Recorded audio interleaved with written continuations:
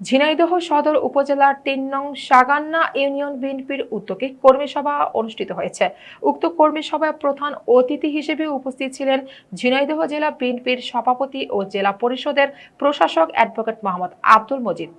ঝিনাইদহ থেকে আমাদের special correspondent উজ্জ্বল রায় জানান, অনুষ্ঠানে বিশেষ অতিথি হিসেবে উপস্থিত ছিলেন ঝিনাইদহ সদর উপজেলা বিএনপির সভাপতি ও জেলা বিএনপির সহসভাপতি অ্যাডভোকেট কামাল আজাদ পান্নু। এছাড়া আরও উপস্থিত ছিলেন ঝিনাইদহ জেলা চেম্বার অব কমার্সের সভাপতি মোহাম্মদ মুয়াজ্জেম হোসেন, ঝিনাইদহ সদর উপজেলা বিএনপির সাধারণ সম্পাদক ও সাবেক চেয়ারম্যান মোহাম্মদ আলমগীর হোসেন আলম। অনুষ্ঠানে সভাপতিত্ব করেন সাগান্না ইউনিয়ন বিএনপির সভাপতি মোহাম্মদ আলাউদ্দিন আল মামুন। উক্ত কর্মী সভাটি পরিচালনা করেন ইউনিয়ন বিএনপির সাংগঠনিক সম্পাদক মোহাম্মদ আব্দুর রশিদ। কর্মী সভায় ঝিনাইদহ জেলা বিএনপির সভাপতি অ্যাডভোকেট এম এম মজিদ আগামী ইউনিয়ন পরিষদ নির্বাচনে সাগান্না ইউনিয়নে বিএনপির মনোনীত সম্ভাব্য প্রার্থী হিসেবে মোহাম্মদ আলাউদ্দিন আল মামুনের নাম ঘোষণা করেন। এ সময় উৎসুক জনতা হাত উঁচু করে সমর্থন জানায়। বিপুল সংখ্যক নেতা কর্মীরা উপস্থিতিতে কর্মী সভাটি প্রাণবন্ত হয়ে ওঠে। আমি তো কারো অপছন্দ লোক ছিলাম না, আপনাদের কাছে আপনাদের অপছন্দ লোক থাকতে পারে, কারণ আমি অপছন্দ লোক ছিলাম না, এই জন্য বলতে পারি। একটা লোকও বলতে পারবে না কার সাথে কটু কথা বলেছি, কার সাথে দুর্ব্যবহার করেছি, কার সাথে কষ্ট দিয়ে কথা বলেছি, এই কথা কেউ বলতে পারবে না, কারণ আমি ওই ধরনের ছেলে না। এটা আমি করুন না। আমি জোর গলায় বলতে পারি, আমার বাসায় যে আপনারা চা না খেয়ে এসেছেন, এই কথা আপনারা বলতে পারবেন না। চা খেয়ে আপনারা কেন এই কাজটা করেছেন আমি জানি না। তারপরে তালিকা আমি নিয়ে যাচ্ছি। চেষ্টা আমরা যদি এমপি মন্ত্রী হতাম তাহলে এসছো বড় বংশধর আপনারা পাবেন কি পাতেন না পাবেন। গেলে আগে প্রশ্ন করে তোমার তো ফেল করার কথা ছিল না, ফেল করলে কেন? যে জনগণ ফেল করে তার জন্য তদবির করো কেন? উত্তরটা কি দেবো বলো? মনে করি যেহেতু রাজনীতি করি, আপনারা রাজনীতির সাথে আসেন, সুযোগ আমাদের একটি আছে। প্রশাসকের দায়িত্ব দেওয়ার পরে সম্মানিত প্রধানমন্ত্রী হয়তো অনেক স্নেহ করে বলেই ফেল করার পরেও জেলা পরিষদের প্রশাসকের দায়িত্ব দিয়েছে।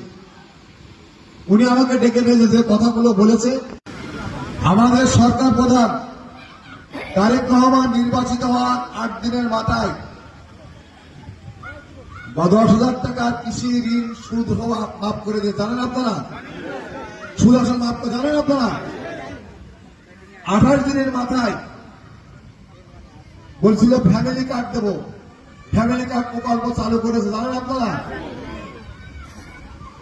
2 মাসের মাথায় কৃষক কার্ড দিয়েছে। গত কয়েকদিন আগে শোলকুপায় 928 জনের মাঝে কৃষক কার্ড বিতরণ হলো।